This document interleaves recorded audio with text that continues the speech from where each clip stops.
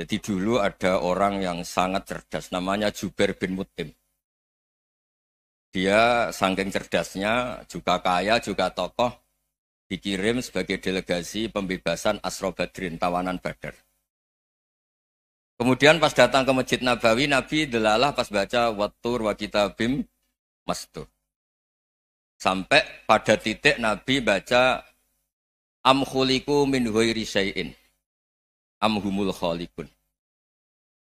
Apakah penciptaan yang sedemikian canggih itu dimulai tanpa perwujudan, tanpa sesuatu yang real, yang maujud?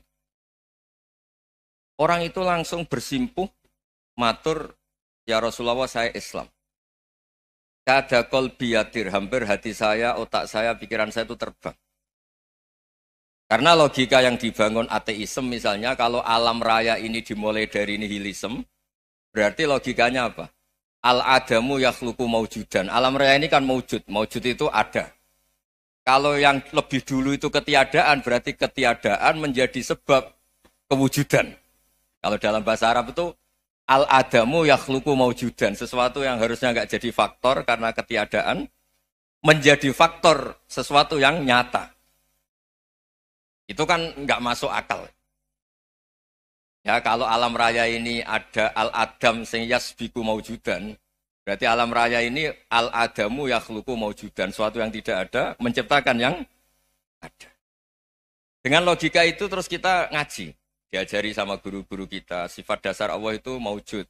Wallahu maujudun qadimun. Terus masuk.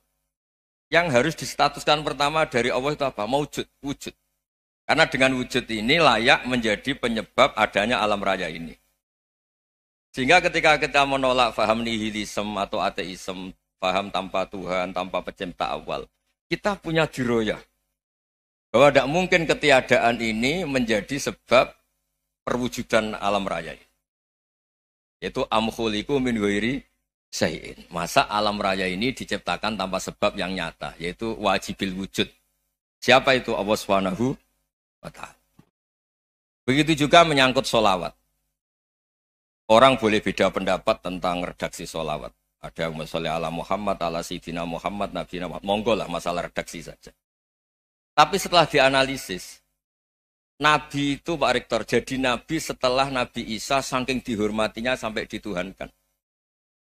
Juga jadi Nabi yang ada cerita masih hangat, orang Yahudi itu bunuh Nabi. Jadi yang satu mendudukkan Nabi sedemikian tinggi sampai kayak Tuhan, yang satu menjatuhkan Nabi sedemikian rendah sampai dibunuh. Kayak apa susahnya jadi Nabi Muhammad SAW. Kemudian dengan gampang Hadaddin agama ini bikin syariat yang bernama sholawat. Redaksinya monggo lah sesuai tradisi masing-masing. Allahumma sholli ala Muhammad, Allahumma sholli ala Sayyidina Muhammad, ala Nabiyina Muhammad, monggo lah. Tapi yang jelas redaksi ini kalau didiroyah dikaji, Allahumma itu Tuhan, Tuhan itu pemberi. Wa Muhammadun wa in jalla qadruh abdun min ibadi. Muhammad apapun tinggi derajatnya tetap berstatus hamba. Sehingga agama ini terjaga oleh syihotus sholawat. Agama ini terjaga oleh redaksi sholawat. Yaitu Allah tetap pemberi sebagai Tuhan yang enggak tersaingi, la syarikalah. Rasulullah Muhammad wa in jalla qadruh. Apapun prestasinya, bisa mi'raj, bisa apa saja, tetap seorang hamba yang butuh muhtajun ila rahmatih. Jika redaksi Allahumma sholli ala Muhammad ini mengukuhkan yang Tuhan tetap Tuhan, hamba pilihan tetap hamba pilihan. Tentu dengan redaksi ini kemudian kita mendudukkan Nabi benar-benar posisi terhormat. Yaitu orang yang paling berhak dapat askat tahiyat, mendapat penghormatan Allah paling tinggi, yaitu Rasulullah Muhammad SAW. Dan itu diulang-ulang oleh Allah. Subhanalladzi asra bi'abdi. Status hamba ini diulang-ulang. Lagi-lagi ini bernama diroyah. Bernama apa? Contoh ketiga misalnya fihi ayatum bayinatum maqamu Ibrahim. Dulu orang Yahudi itu ada diskusi masif. Syaratnya Nabi itu mbah-mbahnya harus Nabi. Harus keturunan Nabi. Kemudian semua Nabi rata-rata di Palestina, di Syam. Lalu Muhammadnya asal-usulnya dari mana? Tahu-tahu orang Arab kok Nabi, padahal orang Arab itu dulu jahiliyah. Walhasil terus diceritakan bukti Muhammad ini turunan Ibrahim adalah ada jejak kaki Nabi Ibrahim di dekat apa? Ka'bah. Fihi ayatum bayyinatum maqamu Ibrahim. Kalau Nabi Ibrahim pernah di Mekah, artinya beliau pernah meninggalkan turunan yang di Mekah. Itu bernama Nabiuna Muhammadun sallallahu alaihi wasallam. Itu disebut fihi ayatum bayyinatum maqamu Ibrahim.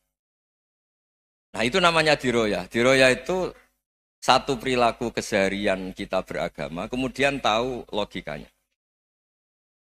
Yang keempat misalnya, mangkana yu'minu billahi wal yaumil akhir falyukrim apa? Jahro. Orang yang iman karena Allah dan Rasul, maka memuliakan tetangganya. Andaikan pakai hukum sosial, tentu kalau tetangga kita baik, kita baik. Kalau kurang baik, kok kurang penggawean kan gitu. Tapi dulu itu pernah ada seorang ulama itu dibully ya, dikerjain sama anak muda tetangganya. Pak Kiai datang ke rumah saya, orang ini datang. Kemudian setelah di rumahnya, saya tidak jadi butuh sama Pak Kiai, silahkan pulang. Itu Kiainya senyum menikmati. Dan itu terulang 3 kali. Dibully seperti itu, dikerjain terulang 3 kali. Lalu tetap Kiainya tuh asik, seneng sekali. Lama-lama muda ini tanya, kenapa engkau tidak tersinggung? Padahal saya kerjain sampai 3 kali. Tak undang, terus tak suruh pulang, tak undang, tak suruh pulang. Kata Kiai tadi, yang memerintahkan baik sama tetangga itu Allah. Jadi saya nikmati ketika bisa baik sama Anda. Tidak ada urusannya dengan perilaku Anda yang menolak saya. Nah itu terus kita tahu, memang motifnya kita baik sama tetangga karena iman sama Allah dan Rasul, bukan hukum kompensasi sosial. Jadi kalau mau diteruskan Pak Rektor, saya ngajar di sini ya karena perintah Allah itu orang alim harus ngajar, bukan karena perintah Rektor. Kalau diteruskan. Ya saya mohon juga gitu, para dosen, para karyawan di sini, kalau nggak khianat dengan UI itu karena takut sama Allah, jangan takut sama Rektor. Kalau Anda baik juga karena Allah, jangan baik karena apa? Rektor. Bagaimanapun ya semua kita ini makhluk. Makhluk itu la yadurru wa la yanfa. Begitu juga melihat Indonesia. Melihat saya ini kan ikut di UI itu lama sekali, ikut sama Profesor Zeni, dari Profesor Zeni nulis tafsir. Mungkin Pak Hersoyo tahu banyak, dulu Pak Lutfi ya tahu banyak. Tapi saya memang nggak pernah terbuka karena ya memang nggak ingin sebenarnya. Kondisi ini kondisi darurat. Sehingga saya tahu cara berpikir Profesor Zeni, ya tahu komitmen beliau pada UI. Dan pendiri UI memang ya banyak yang dari tokoh NU, Muhammadiyah, dari tokoh-tokoh ormas yang lain memang didirikan banyak orang. Hingga UI memang nggak milik ormas apa tertentu. Dari satu sisi memang baik, nggak dikuasai ormas tertentu. Tapi nanti kalau keterusan ya nggak berbentuk. Ya sudahlah dikelola saja. Sambil-sambil jelas, sambil-sambil kadang nggak jelas, yang penting ikhlas tadi. Karena kalau terlalu asobia itu jadi repot. Kita ini yang nekuni fikih itu tahu. Kalau tidak kuno itu madhabnya Hanafi. Kuno itu madhabnya Syafi'i. Tahu-tahu seakan-akan Imam Syafi'i itu NU, Imam Abu Hanifah itu Muhammadiyah. Padahal ini orang-orang yang sebelum NU dan apa? Muhammadiyah. Jadi kalau kita yang nekuni ilmu itu biasa saja dengan perbedaan. Tapi kalau orang-orang yang nggak siap dengan perbedaan itu sampai Allah disifati Ta'ala itu tidak terima. Padahal Ta'ala itu maknanya Maha Luhur, yang Maha Agung. Jadi ada seorang kiai kebetulan pidato pertama Pak Rektor. Assalamualaikum warahmatullahi ta'ala wabarakatuh. Ilmu balik kedua ini nggak terima karena itu dianggap bid'ah ada ta'ala. Hanya dia bilang Assalamualaikum warahmatullahi ta'ala wabarakatuh. Itu saking asobiahnya itu Allah ditambahi ta'ala itu tidak terima. Padahal ta'ala itu maknanya Maha Agung. Nah itu kan jadi repot kalau asobia gitu. Kalau kita ngadepi perbedaan itu biasa saja. Karena kita mungkin bacanya banyak, lihat hal-hal seperti itu ya biasa saja. Karena dulu itu perbedaan itu urusan sudut pandang. Ya saya ulang lagi, perbedaan itu sudut. Allah yang Tuhan saja sering didebat sama nabi-nabinya. Karena urusan sudut pandang apa? Saya beri contoh ya. Suatu saat Khalilur Rahman Ibrahim itu saatnya meninggal sama Allah, Israel disuruh. Israel itu Ibrahim saatnya meninggal, ambil nyawanya. Setelah datang ke Ibrahim, ya Khalilur Rahman Ibrahim, saya disuruh nyabut nyawa Anda. Itu Israel dipaksa mikir sama Ibrahim. Hal ra'aita khalilan yumitu khalilah. Kamu tahu orang yang mencintai kemudian bunuh yang dicintai. Itu logika agak benar. Akhirnya Israel kan nggak biasa debat, kan nggak dilatih debat, nggak pernah ikut lomba UI debat ilmiah. Dia taunya nyambut nyawa aja. Kembali ke Allah. Ya Allah, kata Ibrahim, hal ra'aita khalilan yumitu khalila. Masa kekasih bunuh yang dicintai ya. Tapi kata Allah santai bilang ke Ibrahim, hal ra'aita habiban yakrahu ayyalqa habibah. Masa katanya dia cinta saya kemudian ketemu saya tidak berani. Israel mater lagi. Logikanya gini Ibrahim, masa yang dicintai sama yang ketemu yang dicintai enggak berani. Ya udah ketemu aja. Katanya yang meninggal itu. Artinya kamu bisa saja GR tidak mati-mati karena merasa dicintai. Atau ingin mati karena mencintai. Nah maksud saya, dalam hal-hal seperti ini orang UI pasti gak jelas. Katanya cinta Allah suruh mati ya gak mau. Gak jelas kan? Dibilang gak cinta juga gak mau. Tapi dibilang cinta kalau ukurannya mati juga gak mau. Nah, tapi dalam banyak hal gak jelas itu penting Pak Rektor. Penting sekali. Buatan guyon. Saya beri contoh sekian ilmiah, gak jelas itu penting. Rasulullah Shallallahu Alaihi Wasallam itu dalam banyak hal itu disuruh Allah, memang disuruh supaya ngambil sikap seperti itu. Karena Allah itu punya otoritas penuh untuk bikin orang itu baik atau tidak baik. Wahsy itu yang membunuh Sayyid Hamzah, orang paling dicintai Nabi, di antara yang dicintai Nabi. Qatalahu Wahsyun, dibunuh oleh Wahsy. Nabi secara basarnya itu gak suka sama Wahsy. Sampai cara lahir ya ingin corong Jawa ingin masuk nol. Tapi apa kata Allah? Laisa laka minal amri syai'un aw yatuba alaihim aw yu'adziba. Itu tidak wilayah kamu Muhammad. Malah Wahsy dikasih tobat sama Allah. Khalid bin Walid. Itu perang Uhud kalah itu karena ide brilian Khalid bin Walid. Pas itu masih panglima kafir. Yaitu pura-pura kalah, ghanimah dilepas, sahabat turun, pasukannya naik, walhasil orang Islam kalah. Khalid bin Walid akhirnya juga masuk Islam. Orang yang secara basariah Nabi itu gak siap. Kebalikannya juga ada. Sa'labah itu orang sampai tempat gelar Hamamatul Masjid. Ini pas ngaji mesti ingat. Salah. Dia di masjid terus. Setiap habis salam tuh lari karena istrinya nyuwun sewu masih berpakaian yang tidak pantas. Kenapa engkau terburu-buru pulang? Pakaian yang dipakai istri saya sekarang saya pakai. Ya pakaian sarung itu kayak Pak Rektor kan fleksibel. Ini khusus mau Ramadan, tidak akan sarungan terus, gak usah khawatir. Jadi ini tadi sudah perjanjian. Saya yang kiai celananan, beliau yang rektor pakai sarung. Jadi iya. Supaya itu barter madhab. Tapi hanya sekali ini aja, bukan. Jadi jangan diharapkan ini jadi tontonan terus-menerus. Dan ini barter madhab. Saya sama Profesor Kores juga sering gitu. Saya pakai sarung yang dihadiahi beliau pakai sarung yang dihadiahi saya. Memang itu tradisi Islam. Tahadau tahabu, kamu saling memberi hadiah maka kamu saling mencintai. Bukan riswah, bukan riswah. Walhasil terus Sa'labah ini mbok saya didoakan Nabi supaya saya kaya, supaya tidak sering ganti-ganti pakaian seperti ini sama istri saya. Jangan-jangan kamu miskin itu lebih baik. Ngotot minta didoakan. Didoain Nabi kaya, terus lama-lama ninggal sholat, ninggal jamaah. Itu Allah belum tersinggung. Yang mulai Allah tersinggung itu kan saya sering fatwa di mana-mana, sering memberi saran. Mumpung kamu miskin itu sering sedekah. Karena kalau sudah kaya itu tidak bisa. Saya memberi analogi gini. Kalau saya masih santri miskin, punya uang 100.000, diminta guru saya 50 tak kasihkan. Padahal itu 50%.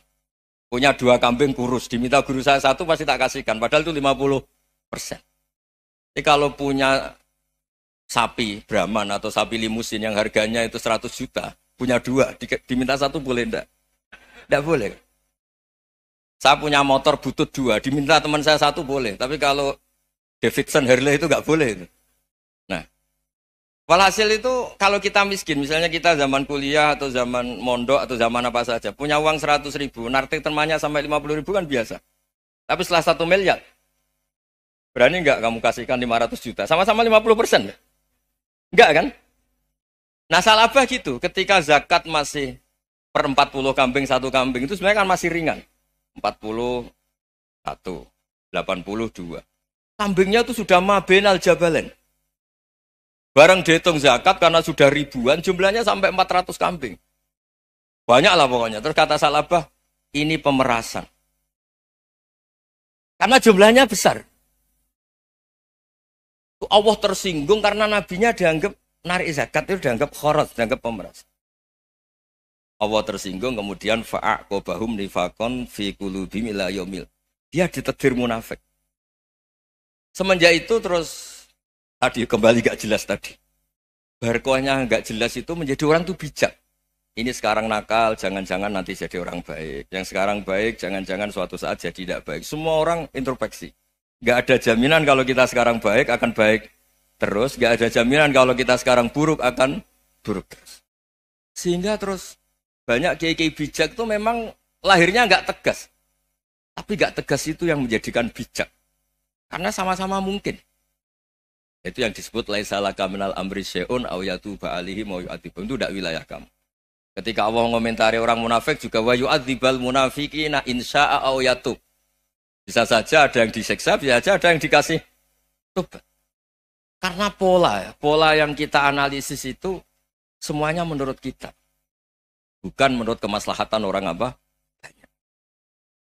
Saya punya sekian contoh cerita. Orang yang sowan kiai baik-baik, mungkin bawa gula atau salam tempel, tidak tahu lah. Itu tidak mesti jadi wali. Tapi Kalijogo yang kenal Sunan Bonang, itu kenalnya itu karena ingin begal. malah jadi wali. Tapi tidak usah dicoba. Umar itu nyari Nabi itu mau dibunuh. Tapi malah tobat jadi orang baik. Jadi ini penting ngaji ya, supaya tidak tegas itu, tidak jelas itu kadang baik. Nah termasuk saya juga termasuk dia yang milih tidak jelas. Saya sering gojlok ini, Fajar Hadili ini murid-murid saya sering saya gojlok. Kalau semua sistem pendidikan kayak kampus, kayak UII, kayak UIN semuanya, itu sistem yang bagus. Karena tertib jam kuliahnya jelas, mata kuliahnya jelas. Kalau di pesantren itu Pak Arso, itu nggak tertib. Tapi justru itu enak ketemu di jalan orang berani tanya. Nah, ini kalau mbak-mbak misalnya menstruasi, mau belajar haid nunggu semester berapa baru tahu. Itu bisa sekian tahun nggak sholat karena nunggu pelajarannya baru diterangkan. Mau haji juga gitu, nunggu mata pelajaran haji. Kalau nggak jamnya, nggak mau dosennya ngajarin. Nah, kalau kiai kan nggak ketemu di jalan tanya, dijawab. Jam berapa juga dijawab. Artinya Indonesia itu berkah, ada sistem kampus yang tertib. Ya semoga termasuk tertib gajinya. Tapi tertib gajinya itu juga sebenarnya rugi. Saya sering ada pegawai negeri Gus, tolong doain saya jadi PNS enak jadi. Gajinya tetap. Kata saya nggak mau kalau gaji saya tetap. Kok bisa Gus enak tiap bulan mesti dapat gaji. Kalau tetap nggak naik-naik kata saya. Kalau kiai gajinya nggak tetap, tapi di atas yang tetap kata saya. Artinya Indonesia itu berkah. Kalau semuanya pakai sistem pendidikan setertib ini, orang mau tanya haid ya nunggu pelajaran haid. Bab haji ya nunggu pelajaran haji. Tapi kalau ketemu kiai itu enggak. Ya pokoknya saya pernah di pasar, Gus mau tanya. Tanya apa? Anak saya keluar darah terus gini-gini. Padahal biasanya haid hanya 7 hari gini-gini. Ya sudah kembalikan ke biasanya, rudat ilal adat. Itu enggak usah sowan ke rumah. Juga enggak registrasi dulu, enggak daftar dulu. Ya ini enggak nyindir cerita saja. Supaya ini bukti koalisi beneran. Jadi saya yang kiai enggak tertib jam, koalisi sama yang tertib jam. Jadi kalau semuanya sistem kampus, nanti pertanyaan itu enggak bisa on time, enggak bisa setiap saat. Makanya Indonesia itu berkah. Kiai-kiai yang alim yang di jalan-jalan banyak. Juga kiai yang di kampus dokter-dokter fikih banyak. Yang nekuni ilmu umum ya banyak. Macam-macam. Itu masalah itu kalau saling mengadili itu baru masalah. Misalnya kiai ngeluh, enggak enak jadi kiai, enggak punya gaji tetap. Yang dosen ngeluh, enggak dicium tangannya. Karena memang unik Indonesia itu. Kalau guru fikih kok dosen itu tetap enggak dicium tangannya. Karena pikirannya anak-anak itu wong sudah bayar disuruh nyium. Itu kayak di alam sadar tuh gitu. Kalau kiai itu kan anak-anak gak bayar itu. Ya opanya cium tangan itu.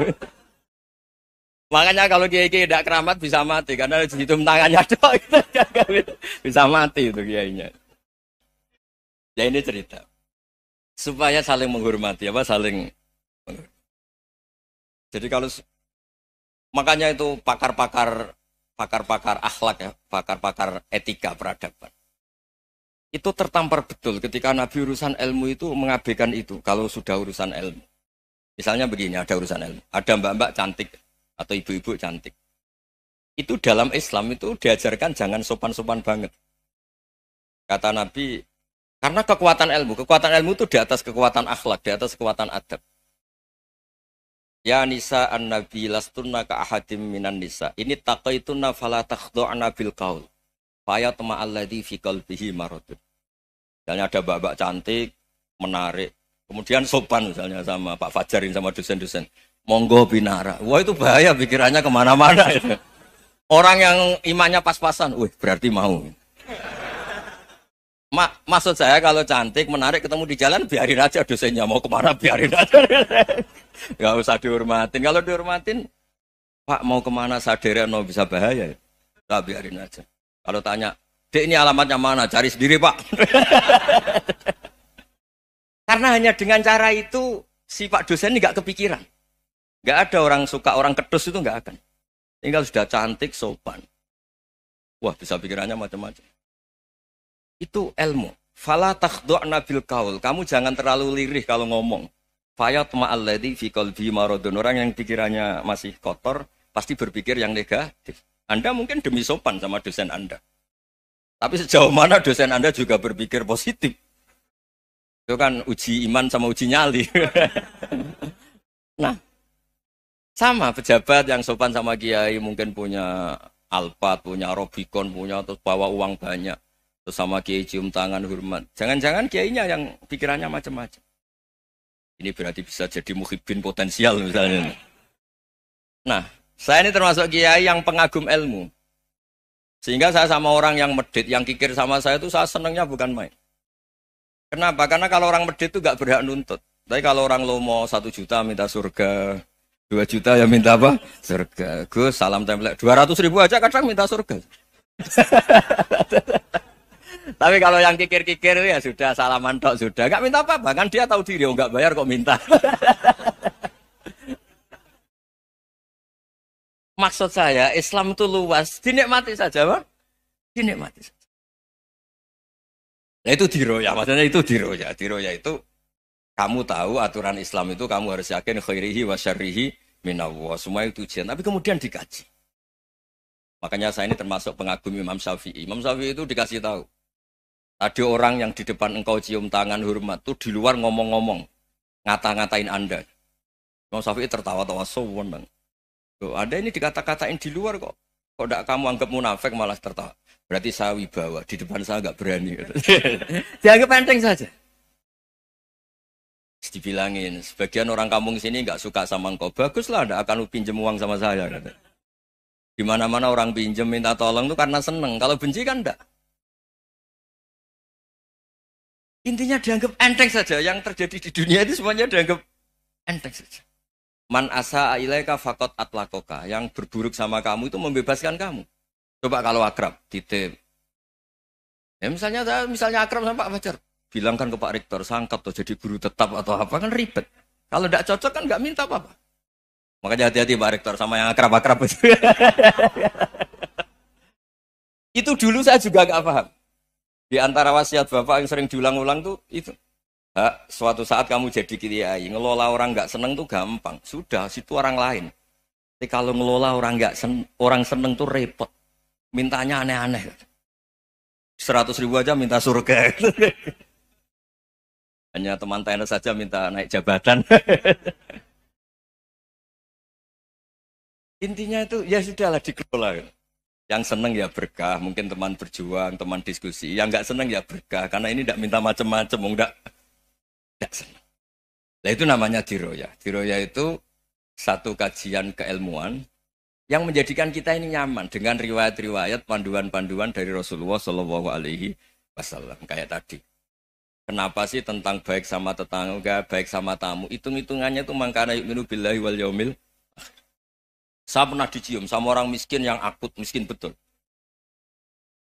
Itu tak ajarin, Anda ini lebih hebat ketimbang orang-orang kaya. Misalnya gini, misalnya ada komunitas rektor atau kiai besar. Saya ini kata orang banyak termasuk kiai besar. Mungkin kalau pinjam uang itu karena mau beli mobil, aksesoris mobil. Karena kita kiai top atau rektor atau orang-orang top.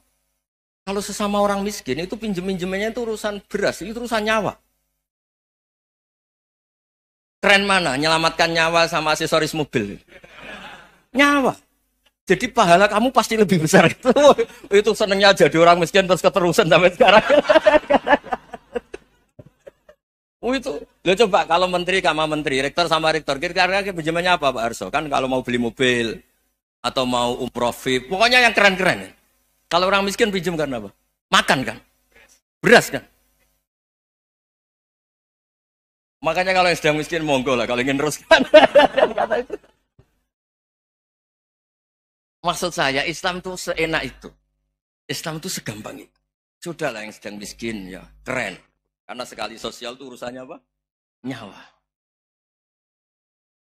Tapi kalau miskin semua ya Indonesia bisa tutup kan. Ya sudah yang kaya-kaya itu saya mengatakan Indonesia karena bayar pajak yang menjadikan Indonesia berjalan. Tapi ya dipakai yang benar. Nah, begitu seterusnya. Ada kiai miskin cerita ke kita. Gus, enak jenengan alim, terus punya santri banyak, bisa ngajar di mana-mana. Saya bilang, hebat kamu. Dia hidup di daerah tertinggal. Itu yang diajarkan kan hanya tauhid. Kan nggak mungkin desa tertinggal baca fikih perbandingan madhab. Kan nggak mungkin. Kalau yang kayak Pak Fajar, Pak Sadali kan nggak mungkin. Fikih perbandingan apa? Madhab. Menyorot madhab dunia. Gaya engke-engke itu kan nggak mungkin. Tapi pertanyaannya, yang menyelamatkan masuk surga itu tauhid apa perbandingan madhab? Tauhid. Ini hanya mengajarkan fardu kifayah, sunat-sunat. Ini Anda mengajarkan fardu ain. Surganya dulu kamu. Oh terus senangnya jadi kayak gitu. Karena yang diajarkan apa? Tauhid. Sementara kita yang gaya-gaya ini. Ajarkan perbandingan apa? Madhab, studi banding ke Al-Azhar kemana-mana. Ini enggak, tauhid. Dari orang nyembah pohon jadi nyembah Allah Ta'ala. Keren enggak? Keren. Jadi terus kiki sama saya senangnya bukan karena tak bela. Tapi ada yang agak kurang ajar, tanya saya. Kalau itu hebat, kenapa Gus gak mau jadi kayak itu? Waduh. Wah ya repot kalau pertanyaan. Terus tak jawab, kalau saya jadi kayak itu, kamu ngangsu ilmu dari mana coba? Ya dari jenengan, ya kalau sama gobloknya tidak bisa. Ya sudah, Gus aja jadi kayak besar. Maksud saya, ya sudahlah kita begini seperti yang saya ajarkan di sini, saya sarankan. Supaya orang itu tahu. Ini namanya diroyah, apa? Makanya kata Imam Ghazali itu kalau kamu ingin sopan gampang melihat anak kecil, wa aqallu minni dzamban, dia dosanya lebih kecil. Karena masih kecil kan, tentu secara dosa enggak banyak. Kalau melihat orang yang tua, wa aktsaru minni ibadatan, dia tentu ibadahnya lebih banyak karena umurnya lebih banyak. Sehingga terus semua orang lain tuh di depan kita itu hebat. Ya semua orang lain sama misalnya Pak ini rektor, Pak Fathul Wahid rektor. Tanggung jawabnya lebih banyak, berarti pahalanya lebih banyak. Tapi sama, ketika melihat Nyon Sewu, melihat pegawainya yang secara lahir di bawahnya, ini tanggung jawabnya enggak banyak, pasti salahnya juga enggak. Itu yang diajarkan Rasulullah SAW, sehingga enak lah. Tapi kalau kita melihat orang lain selalu salahnya, itu pecundang. Allah saja tidak seperti itu kan, amal baik ya ada khairan, amal buruk ya ada saron, semuanya dilihat oleh Allah Subhanahu wa Ta'ala. Saya itu punya teman Gus, agak beling, agak seenaknya. Dulu miskin. Wah itu seenaknya betul. Kayak kenal Tuhan. Tak tanya, kenapa kamu seenaknya? 1 bulan tuh labanya bisa 200 juta sampai 500, sampai 1 miliar.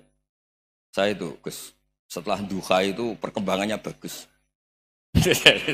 Salah duha itu. Saya pernah miskin, kan kata, apa, ingkana rizki fisama, apa, wa ingkana qalilan, ya kalau fisama fa'anzilhu, terus wa ingkana qalilan fakasirhu, kalau sedikit perbanyak. Ini trennya sudah benar semua. Nah, wa ingkana apa ya, haroman fatahirhu, kalau haram yang kau sucikan. Makanya saya seenaknya, kalau qalilan sudah fakasiru, paling trennya yang enggak benar juga fatahirhu kata Mas. Dia yakin kalau yang enggak benar-benar sudah disucikan Allah, karena yang lain-lain sudah. Dari miskin sudah kaya, qalilan sudah fakasiru, paling yang haroman juga sudah fatahirhu gitu. Tak tanya, lah kamu kok tahu? Polanya sudah ada Gus, karena sang qalilan. Kamu sembrono sama Tuhan kok begitu kan? Tapi apapun itu seneng saya. Seneng saya sering salah teh, makanya saya mohon yang sekarang miskin, sedang miskin itu ya ndak usah nyesal banget-banget. Kalau ingin kaya monggo lah, namanya orang juga ingin. Ya, tapi Anda harus bangga. Sosial antar kalian adalah urusan nyawa dan itu pahalanya luar biasa. Supaya kita, nah yang kaya-kaya juga boleh GR lah karena pembayar pajak.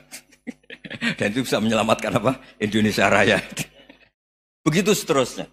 Itu yang diajarkan Nabi, antawadhu hatta la yabghiya ahadun ala ahadin. Kamu semua harus tawadhu sehingga antar kalian tidak saling tidak sopan, tidak saling liar, tidak saling mendolimi. Termasuk tadi sikap gak jelas tadi. Orang dolim yang sekarang dolim bisa saja tobat, yang sekarang soleh bisa saja nanti. Semuanya itu mungkin. Kita diajari ya muqallibal qulub tsabbit qalbi ala dini. Jadi keliru kalau kita dalam banyak hal harus tegas, gak mesti. Al halalu bayyinun wal haramu bayyinun. Tapi ada wa bainahuma umurun mustabihat. Ada yang wilayahnya itu abu-abu. Misalnya ada perempuan cantik misalnya, contoh paling gampang. Kalau kamu ajari secara serius, kamu bisa aja tergoda jadi fitnah. Tapi kalau orang soleh gak berani ngajarin, kemudian digunakan orang fasik, malah menjadi orang nakal, kita juga tanggung jawab. Kamu mau tegas gimana? Wilayahnya sama-sama mungkin. Wilayahnya sama-sama mungkin. Yang dekat pejabat mungkin terkontaminasi KKN. Tapi kalau pejabat gak dekati orang soleh, punya perilaku yang gak soleh, yang repot juga Indonesia kan?